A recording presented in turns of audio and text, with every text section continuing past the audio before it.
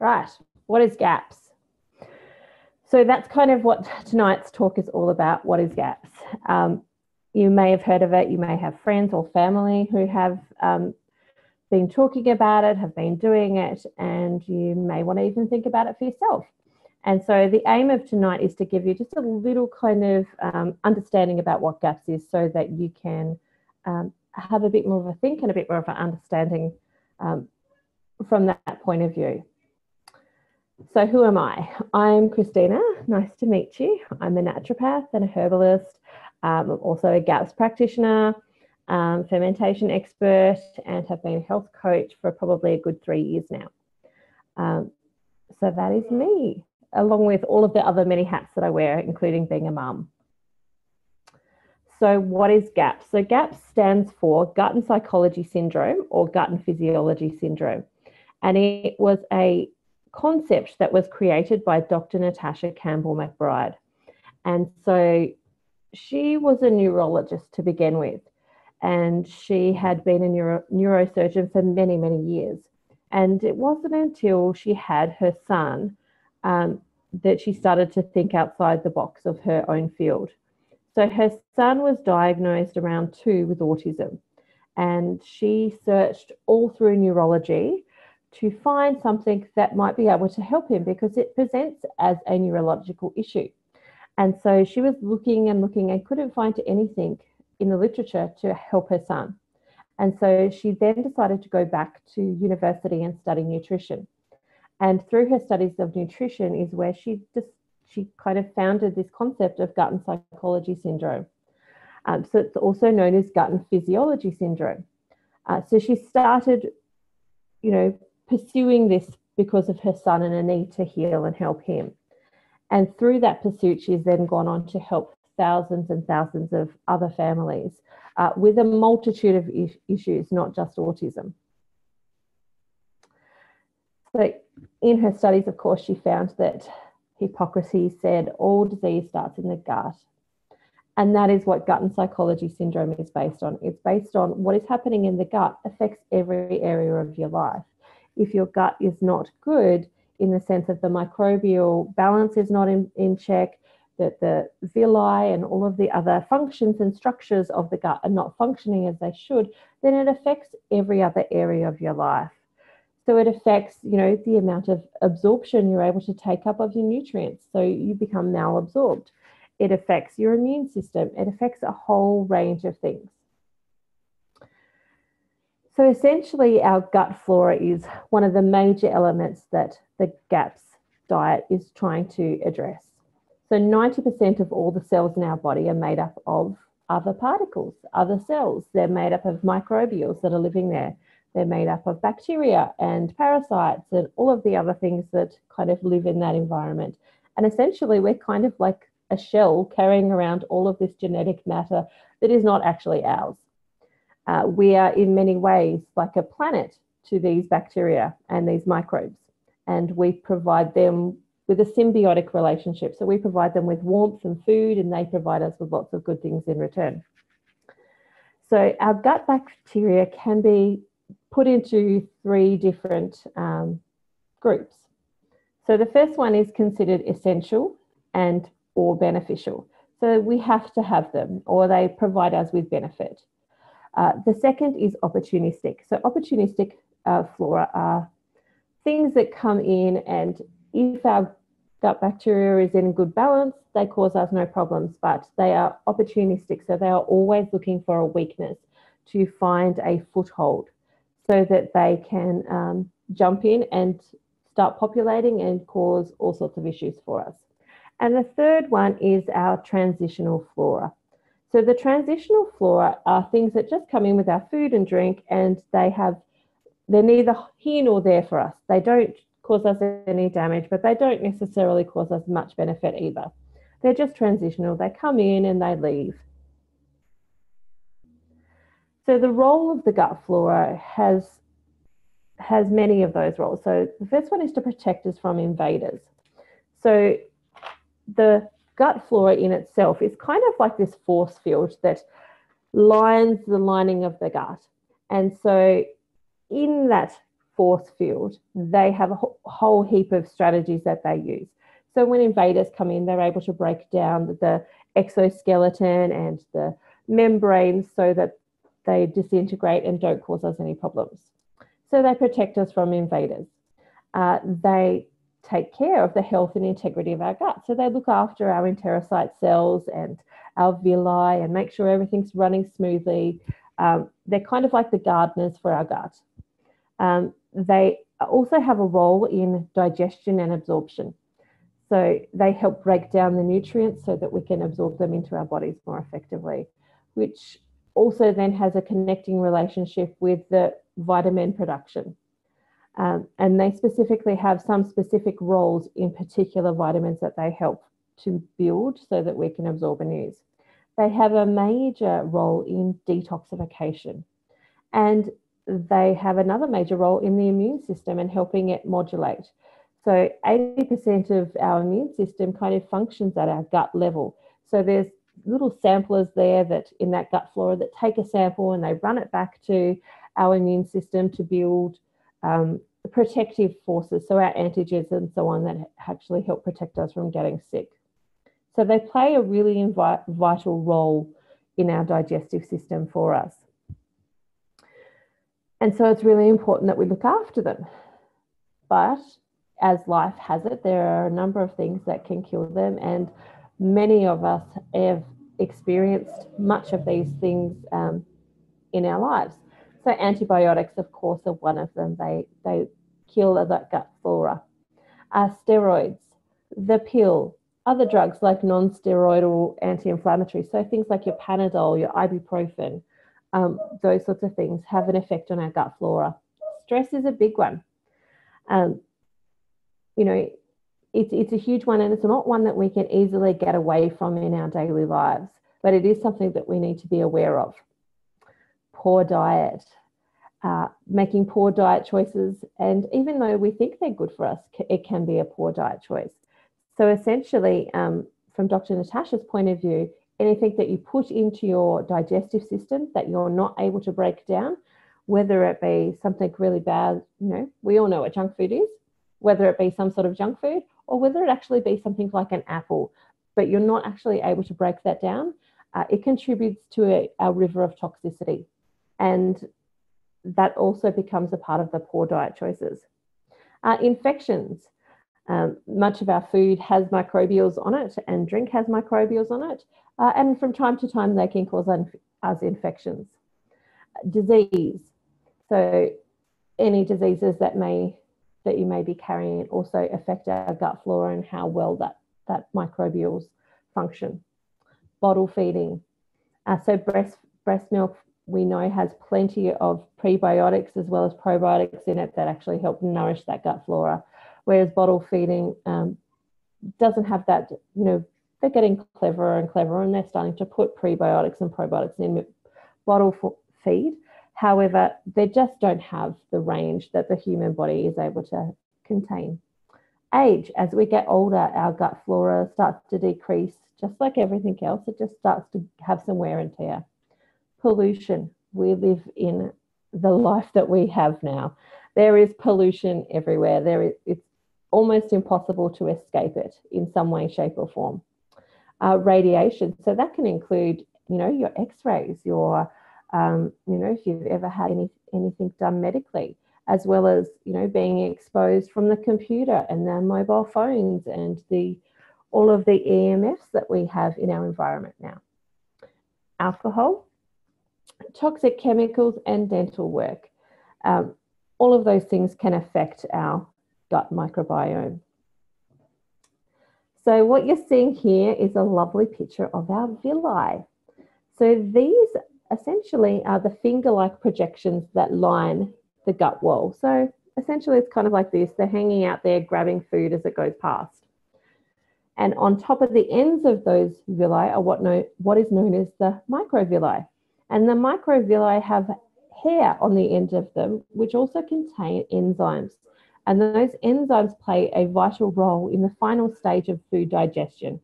So those enzymes are just that last lock and key that actually helps the microvilli and the villi absorb the nutrients that we're eating.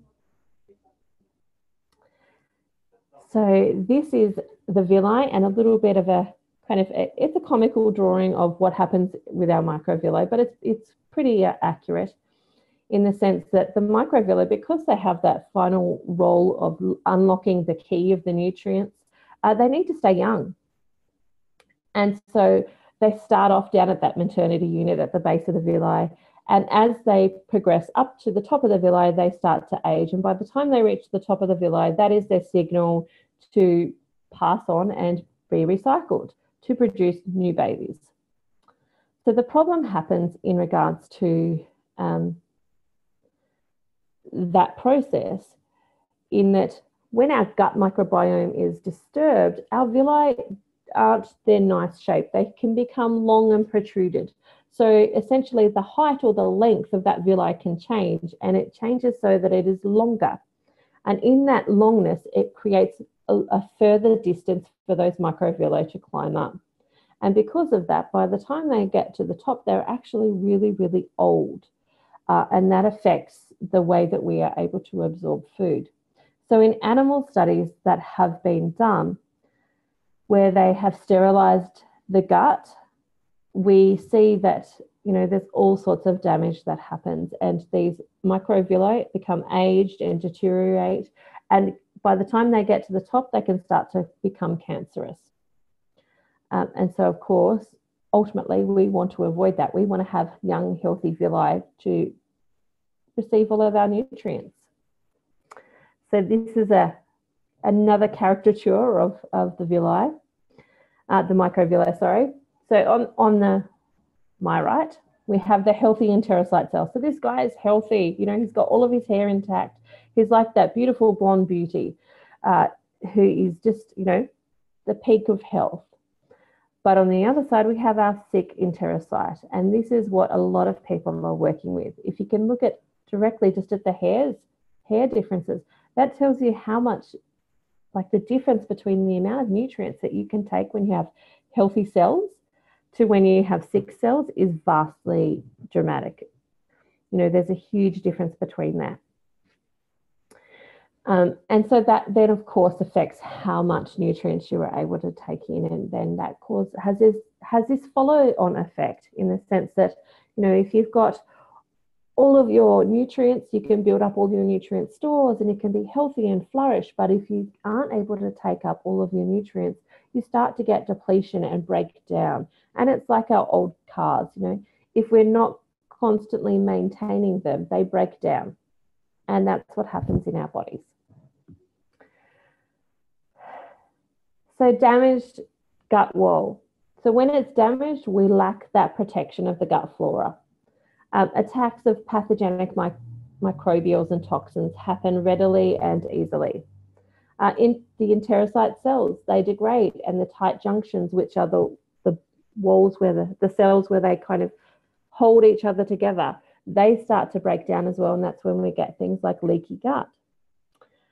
Food absorption, and you know, through that leaky gut, we can start to get food particles coming into the bloodstream that are too big. They're not meant to be in that size molecule. They're meant to be much smaller.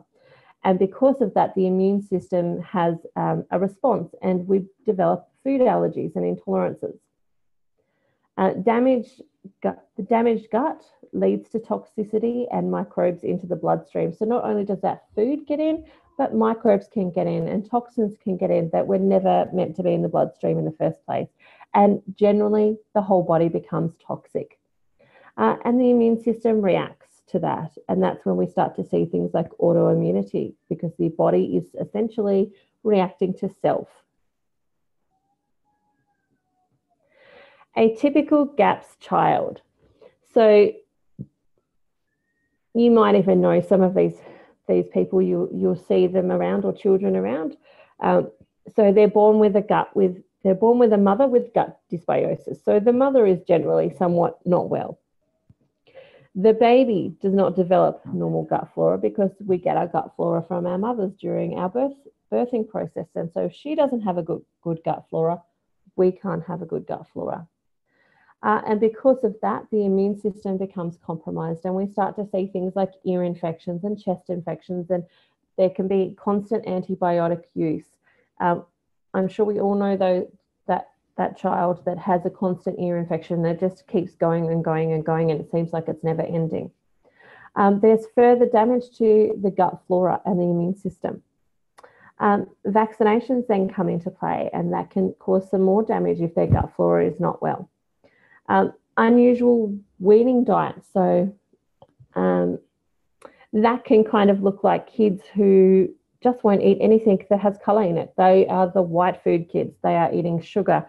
They'll eat white bread. They'll eat, milk, but they'll have anything that's white. But anything that is remotely healthy, like vegetables and meats and fats and so on, they are adverse to.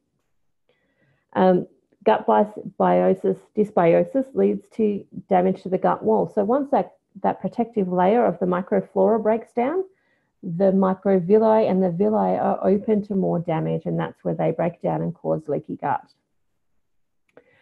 Toxins, microbes, and undigested food enters the body, which is what I explained before, how they're able to enter in because they're not broken down well enough. And then they enter through that leaky gut wall. Toxins can also then enter the brain, and that's when we see gut and psychology syndrome. So gut and psychology syndrome is where we're seeing all of our psychological issues in the sense of, depression, autism, schizophrenia, depression, ADHD, ADD, dyspraxia, dyslexia, all of those sorts of things. Toxins enter other organs, which then causes gut and physiology syndrome. So some of that can look like lupus and MS and osteoarthritis, and you can pretty much name it. A typical gut scenario for an adult. So usually an adult who has gut issues or GAP syndrome, were GAPS children. It's not always the case because sometimes there can be things that interrupt it. They could be going along fine and then they may have a car accident or something like that where they've needed a lot of intervention, which has wiped out their microbiome. Antibiotics. So they've generally had reoccurring uses of antibiotics. And by that, I mean, maybe a couple of times a year or more. Some people are on prophylactic antibiotics all the time. And that, of course, damages the gut flora. Abnormal digestion and absorption of food leads to multiple deficiencies. So they could be deficient in a number of things. B vitamins, D, zinc, all of those sorts of things. Gut dysbiosis leads to damage of the gut wall. So we're seeing that breaking down of the gut wall and they get leaky gut. Toxins, microbes, and undigested food enter the body. Food allergies and intolerances. The immune system is compromised, so they're always getting sick or never quite getting better. And autoimmunity joins in. So they may start with developing an autoimmune disease. And then if it's not addressed, that continues on to develop more autoimmune diseases. Toxins enter the brain and cause, again, the gut and psychology syndrome or the gut and physiology syndrome. And it can have a combination of all of those things. So you can have a combination of gut and psychology syndrome as well as the gut and physiology syndrome. So often you'll see kids with autism and they will also have a bunch of other things that are in the mix as well. It's generally not just one thing. So that kind of in a nutshell is a little bit about what GAPS is and what it's aimed at addressing. It's aimed at addressing that gut flora as well as the gut integrity. So that leaky gut, it's aimed at fixing that and then repairing the gut flora so that you've got your force field of protective guys back up and running again and looking after you so that you can have a healthy, happy life. So if you want to know more information, you can look at Dr. Natasha's website. So she has two. And the last one is actually very interesting because there's lots of frequently answered questions on there. And it's pretty much an encyclopedia of GAPS questions that have been answered by Dr. Natasha and her team. So it's question time for me. Does anyone have any questions that they would like to ask? Feel free to drop them in the chat box or turn on your mic and ask them. Oh.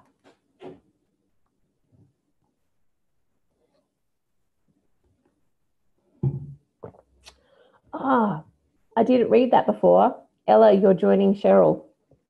I hope that was helpful for you, giving you a little bit more of an understanding of what Laura is doing and whether that might be useful for yourself.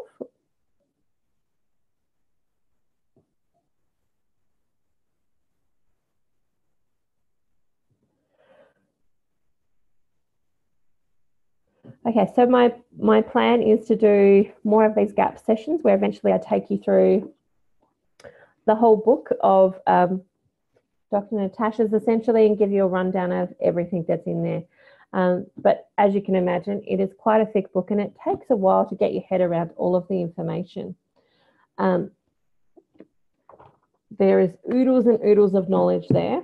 And so if you feel like you would like to join in again, you're welcome to. I'll advertise more sessions about... Hi, oh, yep, I can hear you. It's Bryony here. I'm Laura's sister also. Oh, nice. I was just wondering, I've got a little baby at the moment and he's still being breastfed. Yep. It would be best to start, like, what would you say is the best way to go about, because I haven't got him on food at all yet, and that will be coming up. You're breaking up a little bit there, so I'm assuming what you're asking is, when it comes to breastfeeding, when is the best time to start GAPS? And how is the best way to start GAPS? Yeah. Great. Okay, so when it comes to breastfeeding, it's not recommended that you start intro or the intro part of the diet until that baby is consuming more food than it is breast milk. Yeah. Okay. But prior to that, you can totally start full GAPS and you can start stage 2. And in saying that, I have had some families where their baby has, at 3 months old, been diagnosed with something like ulcerative colitis. And we really then have just no option but other to start them on GAPS to get the mother and the baby better very quickly. So it all kind of depends on what's going on for you. But if there is no major health issues in regards to the baby, then it's ideal to wait until they're consuming enough solid food for themselves where it outweighs their milk. Beautiful. Does that make sense? Thank you. I was wondering whether I was supposed to start it before he started eating or, yeah. Yeah, well, actually, if you've got the book at the back of it, Dr. Natasha has put in a food introduction guide for babies, which is really helpful, especially when we have all of this misinformation about what you should start babies on. For example, the rice cereal, which then contributes to pathogenic bacteria taking hold and those opportunistic bacteria taking hold in the gut, whereas if we start them on foods that are going to be nourishing to their system, so like your broths and your stews and all of your slow cooked vegetables, or, I remember when I was a kid, it was, pumpkin mash. Pumpkin mash is fabulous. Whack in a little bit of broth and you've got an ideal baby food there. That's a perfect food over a rice cereal. Yep, excellent. I'll have to have a look at the back of that book. Yeah, it's worth a look. Any more questions? No, I think that's about, that helped me a lot. So, thank you. You're welcome. Don't forget that anyone can book in to have a free one-on-one session for 30 minutes with me to kind of tease out some more of these issues if you need to. So you're welcome to do that. You just go to familyhealthnaturally.com.au/coaching. Well, thank you so much. You're welcome. So if that's all the questions, I'll call it a night and let you guys get on with the rest of your evening. And thankfully, my internet has happened to stay on for the whole time. It actually disconnected right before I was about to start. All right. Thank you for coming, and I'll see you in the future. Okay. Bye.